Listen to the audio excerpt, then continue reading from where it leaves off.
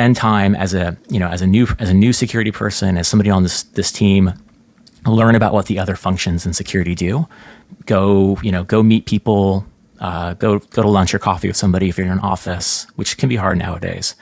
But really understand the other parts of security. As I was really focused on blue team and investigations and incident response, I kind of like ignored the rest of the domain. Like I was like, GRC, I don't need to know about that. Like, what does it matter to me? And then all of a sudden it did matter to me, and I needed to catch up a lot. SC Media, our diamond sponsor Savient, and our sapphire sponsor Bitwarden are proud to present this month's CISO Stories program. Each month, the CISO Stories program explores a cybersecurity topic selected by Cyber Risk Alliance's CISO community and provides content that examines that topic from a variety of perspectives. Hosted by Todd Fitzgerald, best-selling author of CISO Compass, the CISO Stories weekly podcast features content powered by the 1,100-plus members of the Cyber Risk Alliance's CISO community. Listen to previous CISO Stories podcast episodes at CISOstoriespodcast.com. Cybersecurity Collaborative is a unique membership community enabling cybersecurity leaders to work together in a trusted environment.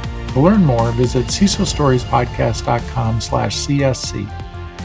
I'm your host, Todd Fitzgerald, and this week we welcome Sean Zadig, CISO at Yahoo. Welcome, Sean. Hey, Todd. Thanks for having me. Glad to have you here. So I always like to ask people, what attracted you to the cybersecurity field? So I actually started, I think as many people do, in the government and sort of cybercrime world. So I initially thought I was going to go to school and be a computer programmer and want to write websites and, JavaScript and Cold Fusion and that sort of thing back in the early 2000s. And I got a job at a startup and was put in these 80-hour weeks, and it was a lot of fun, living on red vines and Coca-Cola, to be clear. And then the startup tanked, as they all did in about July of 2000 or so. And then I had taken a leave from school, so I went back to school and realized that I really wanted to use my sort of skills for good in a way, and so I pivoted to security with an eye toward law enforcement and investigations. And so that's kind of how I got started. I became a federal agent, actually. Wow, I see so many people that have this crossover with some sort of federal, either in the police area or in one of the three-letter agencies, that started off as computer programmers.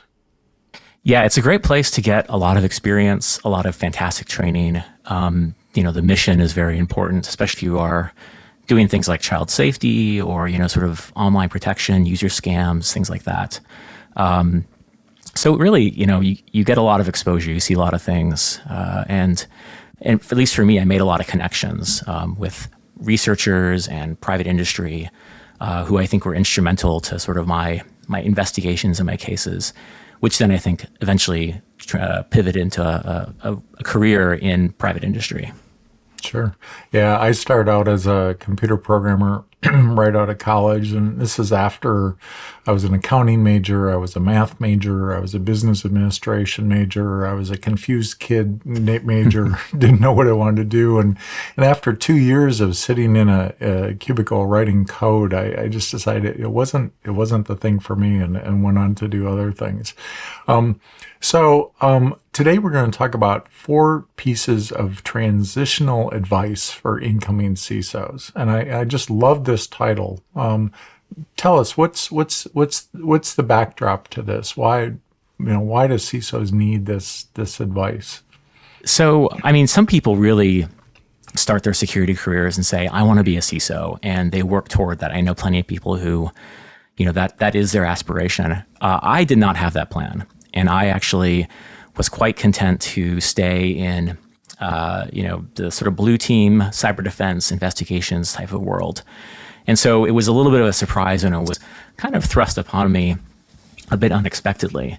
And I realized that I had to sort of abandon my expertise and sort of leave behind what I was comfortable with and embrace the the really sort of wide domain that is CISO life. And I thought that was an interesting facet of the role that people don't really talk about. CISOs there's a great community of CISOs, by the way. They're very, very supportive and very, very friendly folks. But there's not a lot of like development discussion about how to become one, and then what you should do when you are a brand new CISO. The world is changing, including how we work. As business shifts from on-prem legacy systems to the cloud, how will you safeguard your organization? It all starts with identity that is intelligent, autonomous, and constantly adapting to your changing environments. Savient Enterprise Identity Cloud is the only identity platform designed to accelerate your cloud initiatives and solve the toughest security and compliance challenges. Built on the principles of Zero Trust, Savient centralizes visibility and risk management, ensuring that the right identities get the right access to the right resources at the right time. Visit CISOstoriespodcast.com/Savient for a demo of the only identity platform CISOs need. Well, I know I wrote the CISO Compass book, and that book was really, which was the genesis for a lot of our CISO Stories podcasts. That book was written because CISOs didn't have that roadmap. It's like, how do I do this job? How do I navigate these waters from being a techie? I used to give these presentations about do you want to be a techie or a CISO, and make that career choice, because as you just said, you're going down a different path. And there's a different set of skills that are needed for that. So tell us, what is some of that advice that you would give to people that are, transitioning from that technical role as a CISO, or a technical role into a CISO role? Yeah, so I think the first one is one I mentioned a little bit, was essentially ignoring your expertise. And so I came up, most CISOs come up through the ranks focusing on one particular area of security. And that could be GRC, it could be AppSec, it could be blue team in my case, red team. But generally folks get into the role with, a perceived set of assumptions about how security works and sort of a bit of a bias toward, how they approach problems. And so I think the first thing that was important for me when I became a CISO was to basically put that aside and, tell the blue team that I just left. And by the way, as background, I've been at Yahoo for almost 10 years now, and I've been the CISO for about 3.5. So I came up sort of through the ranks, started as an individual contributor, and then just sort of worked my way up over time. But really focused on that sort of blue team investigations, forensics type background, incident response. So when I became CISO, unexpectedly, I essentially had to say, okay, blue team, I'm gonna leave you alone for a few months, and I'm gonna go figure out what everything else is, because I didn't know much about GRC. I didn't know much about cloud security or AppSec. I sort of knew what the red team was, but on the other side of it as a defender. And so getting outside my comfort zone and saying, okay, my blue team family, I'm putting you aside, and I'm going to come back to you in a few months when I got everything else figured out. I think that was ultimately very important, to just sort of embed and spend time with each of the different, domains within our organization. I love that, because what this reminds me of is I think of like the programs that companies like GE would have for their executives, where you spend 6 months in each place. And, if you want to become the CEO, you need to do your tour of duty in those different roles, so that you understand more than just your role. And I don't know that many CISOs, think of that, or, go beyond what that piece that got them to this point. Yeah, it's not easy. And I think, so whenever we hire a new paranoid at Yahoo, and by the way, I didn't mention this earlier, but the security team at Yahoo is called the Paranoids. The Paranoids. The Paranoids, yeah. So where did that name come from? That is actually a almost 20-year-old name. In the early 2000s, one of our earliest CISOs decided that it would be better to have a name that was, sort of fun and approachable and recognizable, and it stuck. And so because Yahoo's been around for almost 30 years now, a lot of folks who are sort of big in security industry now got their start as Paranoids, and that brand has sort of endured for a while. I love that because it's kind of what some people think of security people as is paranoids, and it's just better. Let's just call it out. Yeah, let's just own it. That's right. Let's just own it. We're more risk averse than other people may be, and some people translate that into being paranoid. But I love that. Yeah, and I like to say we're paranoid for our users, so they don't have to be. So we take that kind of burden and responsibility on, but they can do what they want to do without having to worry about it.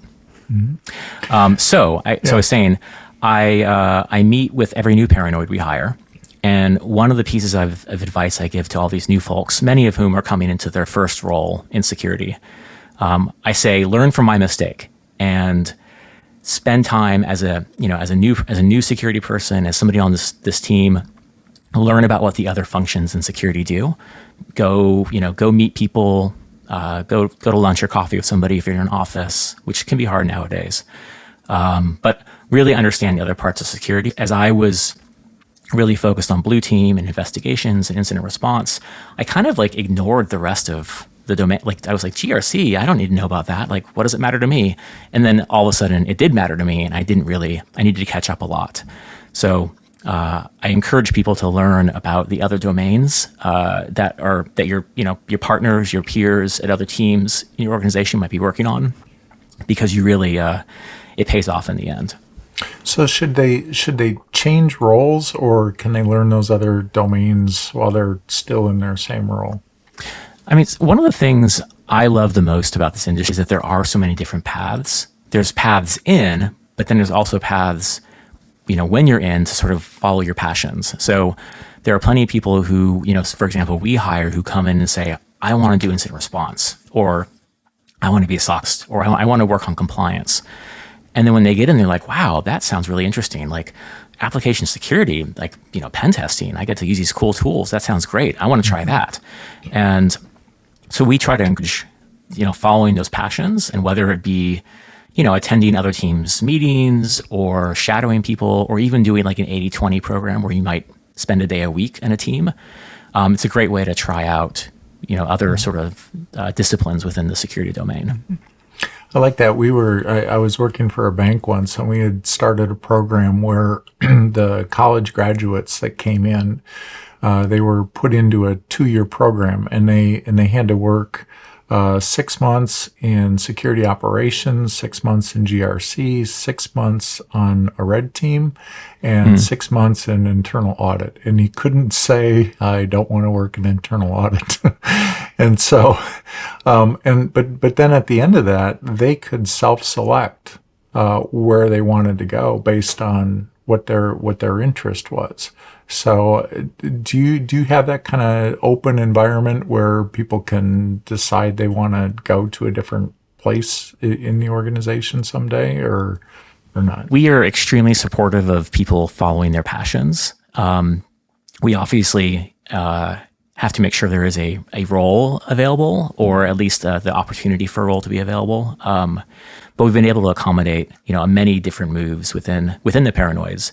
And really, we sort of think in long term. And so, things that I do is I meet with every Paranoid at least once a year, and then really try to understand, hey, career aspirations, where do you want to go? And sort of we can start setting up, some of those explorations with an eye toward an eventual move over a period of months, or maybe even years, depending on what area they want to move into. But given a long enough time horizon, we can usually make any exploration work. So what other advice would you give to transitioning CISOs?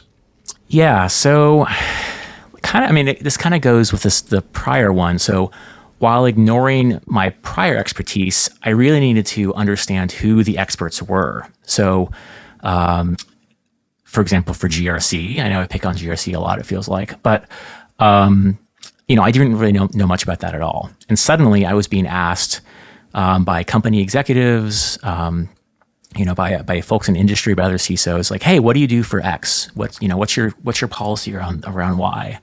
And instead of tap dancing and trying to pretend like I needed to know who those experts were in the organization who I can call on and say, hey, I don't know much about this problem, but you do. You are the cloud security expert. You know everything about AWS. Come in and tell me so I can educate myself, and then you can also come in and sort of speak to these stakeholders and these executives. So it gives folks within the organization a good, opportunity to network and to sort of speak to executives and, be known outside their teams. But then I also, I benefit too because I get to hear, what that is. And after sort of 3.5 years, I'm sort of able to answer a lot of those questions myself, but I know my limits and I'm able to, know when to default to those experts. I think that's so important to and I know it was from Yahoo that came out about, not being the smartest person in the room, right? So there's always somebody else that knows something more about that technology than you do. That's right. And, I think it doesn't apply to CISOs. It's every profession. I mean, it's certainly easy to be deluded by thinking you know everything. And, I never want to be the smartest person in the room. I want to surround myself with people who are much smarter than I am, and let them have the fun, let them do the actual work. Like you were saying earlier, our job is really talking and understanding and making people, like, enabling, essentially. And I do definitely miss, doing forensics and chasing hackers and, staying up all night working on incidents. But that's unfortunately not my role anymore. But I can let those people do what they're good at. It really says that you have to, like, really manage the ego as well, right? I mean, if you're going to allow other people to have those insights that that they know something that maybe you don't. Yeah, it certainly took me a while to let go. I think when I because I started at the same organization as an individual contributor. I was used to doing the work, and sometimes it was hard to realize, like, well, I could do this work in half the time, but then I'm not going to allow this person to develop. And so it's taking my hands off the wheel, essentially, and letting them figure it out and, advising them when available or when possible, but letting them kind of make their mistakes when appropriate. Like, it's hard to do, but I'm still trying, I think. Mm-hmm. It reminds me, years ago, I worked for a company that we were doing some management reviews of the managers, and we had this one network manager, and the network manager still wanted to have access to the servers because he liked doing tickets. And it's like, well, the problem with that was that as long as he was doing that, he was doing the stuff that he loved, that he enjoyed, but all the compliance stuff that needed to be done, he didn't want anything to do with that. but that was actually a big part of his job. So we had to take away his access to make that happen. Yeah, I went through almost a very similar experience to letting go of the tools where the work get done. But I think there's a little bit of retooling in your own brain what the job is. And I have 3 kids, and sometimes my son will ask, hey, did you have any, what happened that was interesting today?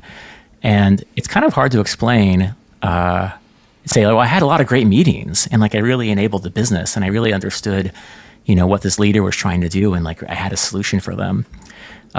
It's a little less sexy than saying, well, I found some hackers and I stopped them, and that sort of thing. But it's a very rewarding profession, I think, overall. Yeah. So what other advice would you give to CISOs as they're transitioning, or people transitioning into this role? I have 2 more. The first is actually, as a CISO, there was a fantastic and very supportive group of CISOs out there. So as much as possible, network with them. Go to conferences. There's often a number of CISO, associations, whether it's LinkedIn or in person or, at local meetups or what have you. Like, it's really good to get to know your other CISOs, your peers, because whether it comes down to navigating particular vendors or what technology, they've used to solve a problem, how to interact with the board, or maybe insurance, cyber insurance underwriters, or even in an incident, sharing timely threat intelligence and threat information, and getting the experts at different companies together to solve problems. That really needs that sort of personal network of CISOs. So that was super beneficial to me because I benefited from their expertise as I was sort of learning the ropes. Yeah, with And the then, Cybersecurity Collaborative, we have 1,100 CISOs that come to the events, that collaborate, that create work products, that work on real solutions together, and the benefit of that of just bringing people together is just valuable. And that's why another reason we do this CISO Stories podcast is we're sharing, from people like you that have those insights that people may not be somewhere where you are, but they can get your expertise and leverage that. And I think, association meetings and people have to get out of the office. You can't be too busy to not carve out that time, because it actually really is important. I know I've learned so much. I speak at a lot of engagements and so forth, but the secret is I actually learn more from other people when I go to those events than just sitting in their presentations when I'm not giving one. And I think, we all learn from each other that way. I totally agree. And I think even though sometimes I'm, working or communicating with CISOs at other companies that would actually be competitors of Yahoo, to be honest, there isn't any competition. We're all sort of fighting the same battle, Yep. whether they be, external adversaries or, internal, navigating power structure. We can all learn from each other, and we're all sort of united. And that's been a really refreshing thing to see that I didn't expect when I became a CISO. Mm-hmm. Yeah. What's your last piece of transitional advice you'd give? Okay. Yeah. So the last one I have, I call it no secret squirrels.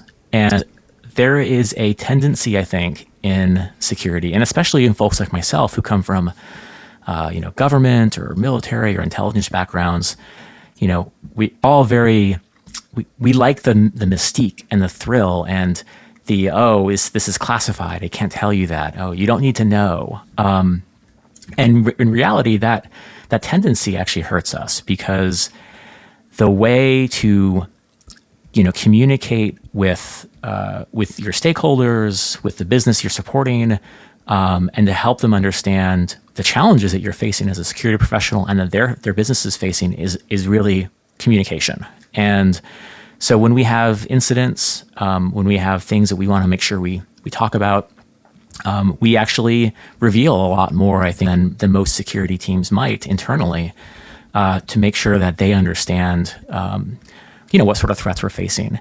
Like metrics about, how many phishing emails you got, or how many network probes you received at the perimeter. That sort of thing doesn't mean a lot to a business person, but really walking them through, from the adversary's perspective, what happened in an incident, and what their objectives were, and then how it relates to the sort of global events.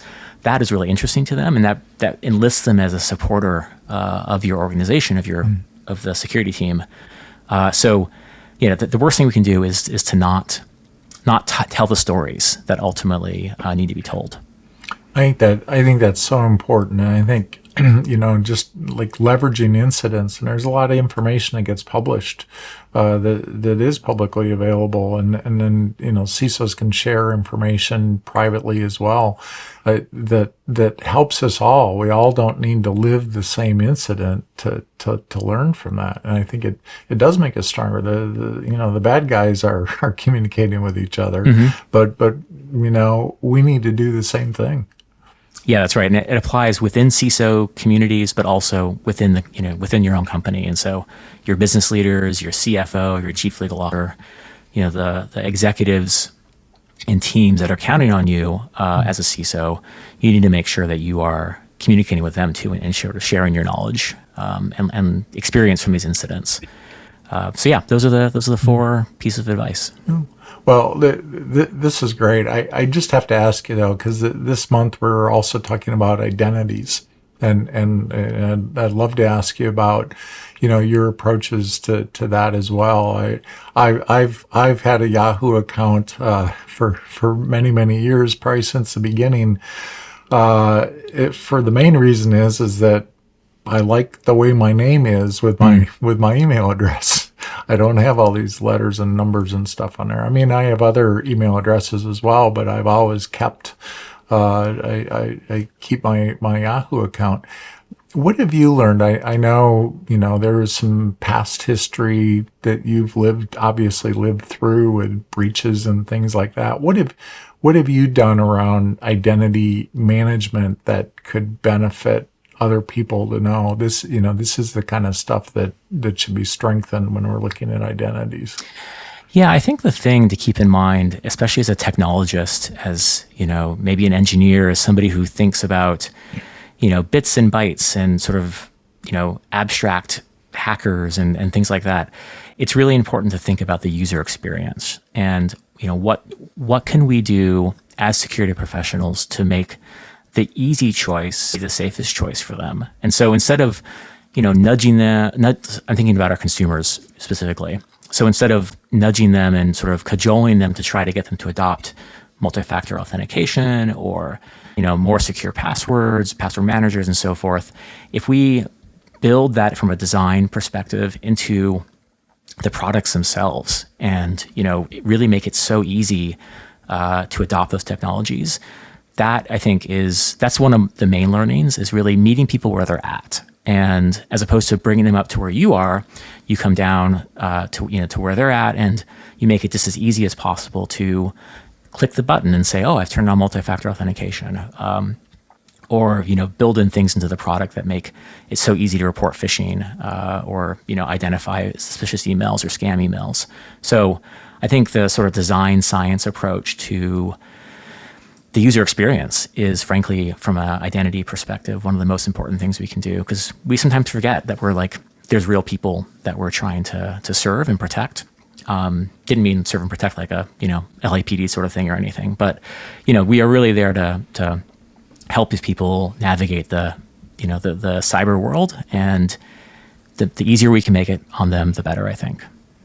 I know my older brother lost access to his account once, and he was so frustrated because he couldn't get it reset up, and he said, "Oh, they want to send a text message to me, and my phone won't take text messages." And he still had one of these flip up Nokia phones, and I said, "Well, let me look at your phone," and it did take text messages, and so, but he was totally unaware of that, so I had to sit down and use his old phone and get his email account back. But so do you have different, do you look at like different demographics of people, or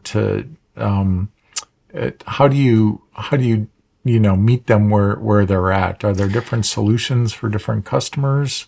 There are. So, and I should say that Yahoo is also AOL, which in turn, over time was CompuServe and was Prodigy. And so, you had some of our demographic, are some of the sort of first folks who were using the World Wide Web as it exists today. And then we have Yahoo Finance and Yahoo Sports, and so we have a lot of offerings that appeal to a much younger demographic as well. So I think we really have to make sure we are designing solutions that apply to everybody. And your example is a great one. Like we have users who still use only a landline and they don't have a cell phone, and so if we require a mobile device for authentication, that's gonna cut some people out of a good solution.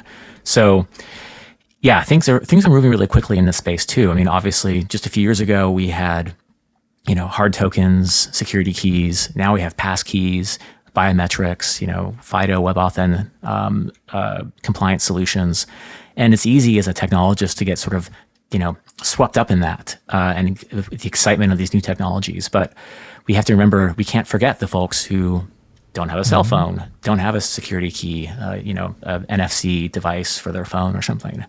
And so keeping that in mind, I think, and making sure that we can advocate for those folks to our product people and to our support people, so we're not leaving them behind. I think it's important. Well, and I've had some friends where people have said, well, you just need to get a smartphone. You'll have all these apps and everything. And I said, I don't want any apps. I want a phone to make calls. I want to send some texts. That's all I want. That's it. So there's still, that demographic is still there. So you're right. Not everybody moves at the same speed. Yeah. Well, this has been great. What final advice would you give to emerging CISOs, current CISOs, new CISOs, as they're, moving from this technical journey into a CISO leadership role? Yeah, I would say you're not alone. There's a lot. Every CISO you meet became a CISO at one point, and I think there's a lot you can learn from them. So as much as possible, get to know fellow CISOs, meet them for lunch, meet them at conferences, get out and network. But then when you do, ask them, like, hey, what was your experience like? How did you solve this problem? How did you, learn quickly on the job while handling an incident that was happening at the same time? Or, how do you interact with the board? Like, all these things to learn and are expected to know. Security leaders, so my directs, and I think most organizations, they have, the CISO, who's sort of a generalist, and then underneath him are leaders who tend to be SMEs in their fields. And so those could be GRC, application security, red team, what have you. And making that jump from that expert in one of those fields to a CISO where you have to learn everything is really intimidating. So as much as possible, leverage your peers. And I think, everybody wants you to succeed, and keep that in mind as well. Well said. I couldn't say it better. Thanks a lot, Sean. It's been a pleasure talking with you. Yeah, Todd, this was really great. I appreciate it. Thank you. Thank you. Thank you for tuning in for this week's episode of the CISO Stories podcast. We want to say a special thank you to Savient, our diamond sponsor, and Bitwarden, our sapphire sponsor. Please subscribe to the CISO Stories podcast and you will receive a new story each Tuesday at 10 a.m. Eastern Time. We'll see you next week for a new episode.